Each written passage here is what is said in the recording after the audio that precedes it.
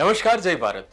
તમારે જો એ સમાચાર જાણવામાં ઇન્ટરેસ્ટ ન હોય કે કયા સમાજની દીકરી કયા સમાજ સાથે ભાગી છે ને એ સમાજનો અગ્રણી શું બોલી રહ્યો છે એવા સમાચાર તમારે ન જાણવા હોય, સાથે પણ તમારે ન જાણવું હોય કે ભાઈ સાહેબ ઈરાને કેટલી મિસાઇલો ચલાવી, અમેરિકા અને ઇઝરાયલના હમલા કયા થયા ઈરાન પર ને એ બધી સમાચાર ન જાણવી હોય તો હું તમને એક રસપ્રદ માહિતી આજે આપવાનો છું. એ માહિતી એ છે કે તમે જે અત્યારે દેશભરમાં લાંબી લાંબી લાઈનો લાગેલી જોઈ રહ્યા છો કે ગેસના બાટલા ભરાવા માટે લાંબી લાઈનો લાગી રહી છે, તો આ ગેસના બાટલાની અંદર ગેસ કઈ રીતે ભરાય છે તેની આજે આપણે વાત કરવાના છે. અત્યારે જે એક મહત્વની ઘટના દેશમાં બની રહી છે ને એ ઘટના એ છે કે આ યુદ્ધના સમયની વચ્ચે કતારથી 2 શિપ જે છે તે ગુજરાતમાં આવવાની છે. ગુજરાતમાં 2 શિપ મોટો ગેસનો જથ્થો, એલપીજી રાંધણ ગેસનો જથ્થો લઈને આવી રહી છે. તો આ શિપમાં ગેસ આવ્યો કઈ રીતે, અને ગેસ એક એવી વસ્તુ છે જેને તમે બાંધીને હવામાં કઈ રીતે રાખવી, તો આ દરિયા પર તરતા શિપમાં એવું તો શું હોય છે જે ગેસ લઈને આવે છે ને ગેસ એ બાટલા દ્વારા તમારા સુધી કઈ રીતે પહોંચે છે તેની આજે આપણે થોડી રસપ્રદ માહિતી જાણવાના છે. સૌથી પહેલાં તો આપણે જેની વાત કરી રહ્યા હતા 2 શિપ, તેનું નામ છે, એક શિપનું નામ છે શિવાલિક અને બીજી શિપનું નામ છે નંદાદેવી.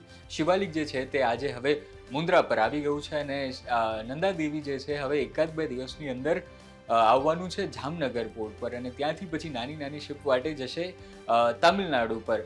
અને હવે આપણે જાણવાના છે કે કઈ રીતે આ શિપ જે છે તેમાં ગેસ આવ્યો હતો. આ બંને શિપ જે છે લગભગ 92,000 થી 97,000 મેટ્રિક ટન જેટલો ગેસ જે છે તે લઈને આવી રહી છે. આટલા ગેસનું આપણા ભારતમાં કેટલા બાટલા બની શકે છે? આ 2 શિપ જે છે આટલો જથ્થો લઈને આવી છે, તેમાંથી કેટલા બાટલાઓ આપણને મળશે? શું એનાથી આપણા દેશમાં રહેલું ગેસની જે અછત છે તે દૂર થઈ જશે? શું સાચી અછત છે ખરી?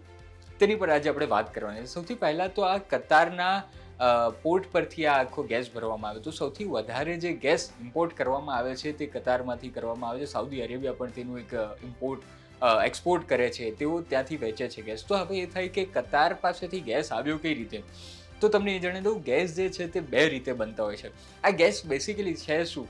તો હવે તમે વિજ્ઞાન ભણ્યા હોવ ત્યારે તમને હવે ફરી એકવાર થોડું યાદ અપાવું કે આ ગેસ જે છે પ્રોપેન અને બ્યુટેન નામનું એક ગેસ હોય છે, તેનું મિશ્રણ હોય છે, અને મિથેન પણ હોય છે, અને સાથે સાથે તેમાં તમને જે ગંધ આવે છે ને એ ઇથાઇલ મરકેપ્ટન નામનો એક ગેસ હોય છે જે તમને આ ગંધ બતાડે છે. અને એ ગેસનું કામ જ એ છે કે જેનાથી તમને ખબર પડે કે આ ગેસ લીક થઈ રહ્યો છે ને તેના કારણે તેની ગંધ ફેલાય છે. બાકી પ્રોપેન અને બ્યુટેનની એમ કંઈ ગંધ હોતી નથી. તો હવે આપણે આવીએ આ ગેસ બને છે કઈ રીતે. તો ગેસ મૂળે 2 રીતે બને છે. એક તો તે કુદરતી રીતે બનતું હોય છે, જે હજારો કરોડો વર્ષો બાદ જે અશ્મિ જે છે તે ખોવાય છે અને ગેસનો કુદરતી જથ્થો બને છે. તે મોટાભાગે કતાર, સાઉદી અરેબિયા દેશોમાં વધારે છે. અને બીજો જે ગેસ મળે છે આપણને તે મળે છે ક્રૂડ ઓઇલ જે છે તેને પ્રોસેસ કરવામાં આવે છે ત્યારે સૌથી હલકી જે વાયુ હોય છે જે હવામાં ઉપર તરતી હોય છે તેને પ્રોસેસ કરીને ઠંડો પાડવામાં આવે છે, અને તે રીતે આપણી પાસે પ્રોસેસ કરેલો ગેસ જે છે તે મળે છે. આ ખૂબ સરળ અને સામાન્ય માહિતી આપી રહ્યો છું. આની પર વધારે વિગતવાર પણ ચર્ચા થઈ શકે તેમ છે, પણ સરળ રીતે સમજાવવા માટે તમને આ 2 રીતે આપણને ગેસ મળે છે તે તમને જણાવીએ. એક છે કુદરતી રીતે અને એક છે કૃત્રિમ રીતે. તો હવે એમ થાય કે આ ગેસ જે છે તેને શિપમાં ભરતા હશે? તો ના, તેવું નથી.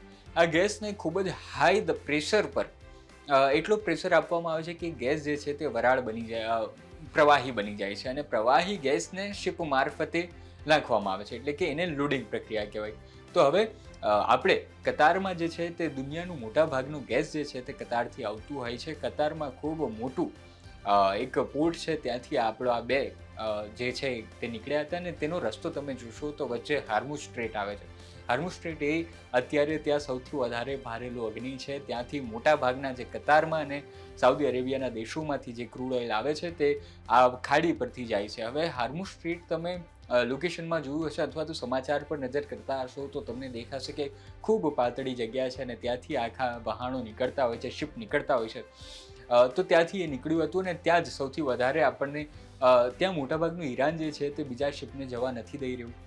હમલાઓ થઈ રહ્યા છે, તેના કારણે આવા સમયે ગેસ જે છે તે કતારથી અહીંયા સુધી લાવવામાં ખૂબ વધારે તકલીફ પડી રહી હતી. અને ત્યારે આપણી ડિપ્લોમસી જે છે તે કામ આવી, અને અત્યારે ઈરાને આપણા જે 2 ગેસના જે શિપ હતા તેને પસાર થવા દેવામાં આવ્યા છે. હવે ફરી પાછા આપણે ગેસની ઉપર વાત આવી તો આ જે ગેસ છે જે શિપ લાવી રહ્યું હતું તેને એલપીજી કરિયર જ કહેવામાં આવે છે અને આ શિપ આખું એના માટે જ બનાવવામાં આવે છે. એટલે દુનિયા અને દેશમાં ઘણા બધા આવા શિપ કામ કરતા હોય છે અને મોટા ભાગે આ રીતે જ શિપ જે છે તે લાવતા હોય છે અને તેને અલગ રીતેમાં સ્પેશિયલ સ્ટીલની ટાંકી બનાવવામાં આવતી છે જે ખૂબ વધારે પ્રેશર પર રહેલો ગેસ જે છે તેને કન્ઝ્યુમ કરી શકે છે અને સાથે લીકેજ ન થવા દે તેનું ધ્યાન રાખે છે.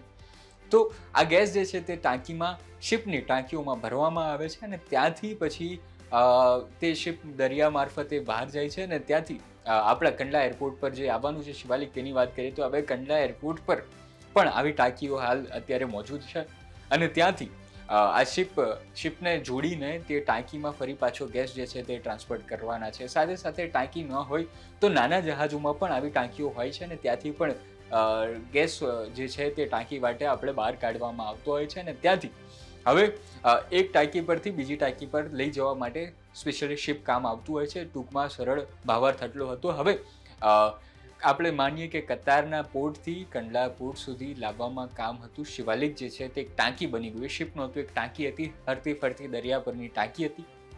તે કંડલા એરપોર્ટ પર આવી. હવે કંડલા એરપોર્ટ પર પણ આવી ટાંકીઓ છે જ્યાં આપણો આ ગેસ જે છે એલપીજી ગેસ તે ત્યાં સ્ટોર કરવામાં આવશે ને ત્યાંથી પછી સ્ટોર કરેલી જે ટાંકી છે ત્યાંથી ગેસને જે છે તે બીજા નાના બોટલોમાં ભરવામાં આવે છે અને તે બોટલો જે છે તે ટ્રક વાડે તમારા એજન્સી સુધી પહોંચાડવામાં આવે છે અને ત્યાં પછી તમે લાંબી લાઈનમાં ઊભા રહો છો અને ત્યાંથી તમને ગેસ મળે છે. આ એક માહિતી થઈ. હવે આપણે વાસ્તવિકતા પર આવીએ તો વાસ્તવિકતા એવી દેખાઈ રહી છે કે લાંબી લાઈનો છે અને બીજી તરફ એવું કહી રહ્યા છે સરકાર કે ભાઈ દેશમાં ગેસની કોઈ અછત નથી. તો સાચું શું છે? તો સાચી બંને વાત છે કે એક તો આપણને જેટલા ગેસની જરૂર છે રોજિંદા કાર્યક્રમ માટે એટલો ગેસ આપણી પાસે પૂરતો અવેલેબલ છે અને બીજો ગેસનો જથ્થો જે પણ આવ્યો છે તે પણ અવેલેબલ છે. પણ અત્યારે જે ગેસ આવ્યો છે તે જથ્થો આપણા દેશને અડધોથી એક દિવસ ચાલે. જો તમામ લોકોની જો પૂરી કરવામાં આવે તો અડધોથી પોણો દિવસ ચાલે એટલો ગેસ આપણને મળ્યો છે. એ પણ 3-4 દિવસના અંતે. મૂળે એમ તો અમેરિકાથી પણ ગેસનો ખૂબ મોટો ભંડાર અમેરિકામાં પણ છે. એલપીજી ગેસ તેની નિકાસ કરે છે અમેરિકા, પણ અમેરિકાથી ભારત આવતા 25 થી 30 દિવસ દરિયાઈ વાટે લાગે છે સમય. તો કતાર અને સાઉદી અરેબિયા જે છે તે દેશ માટે ખૂબ વધારે વ્યાજબી અને સરળ રહે છે અને તેના જ કારણે ત્યાંથી મોટાભાગે ગેસ આવતો હોય છે. તો હવે આપણે વાત કરી રહ્યા હતા કે દેશમાં ગેસની અછત છે કે નહીં, કારણ કે એક તરફ સરકાર તો એવું કહી રહી છે કે ભાઈ અછત બિલકુલ નથી અને બીજી તરફ એવું કહી રહ્યા છે આપણને લાંબી લાઈનો જોવા મળી રહી છે. તો લાંબી લાઈનો જોવાનું કારણ એ છે કે એક તો જે છે તે કાળાબજારી રોકવામાં આવી છે.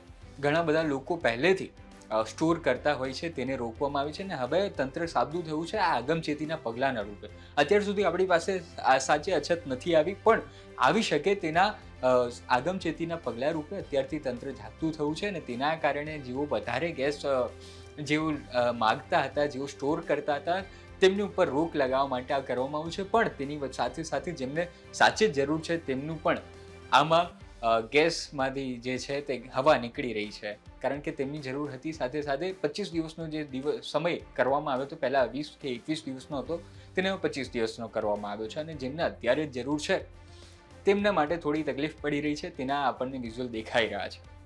તો આ હતી સરળ વાત કે એલપીજી જે ગેસ છે, બ્યુટેન અને પ્રોપેન જે ગેસ છે તેના આ રીતે આપણા કતારથી ભારતમાં આ રીતે લાવવામાં આવ્યા હતા.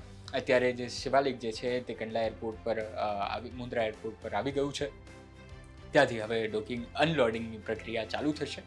સાથે સાથે આ માહિતી કેવી લાગી તે તમે અમને જરૂર જણાવો. જો ગમ્યું હોય તો લાઈક કરો, અમારી ચેનલને સબસ્ક્રાઈબ કરો.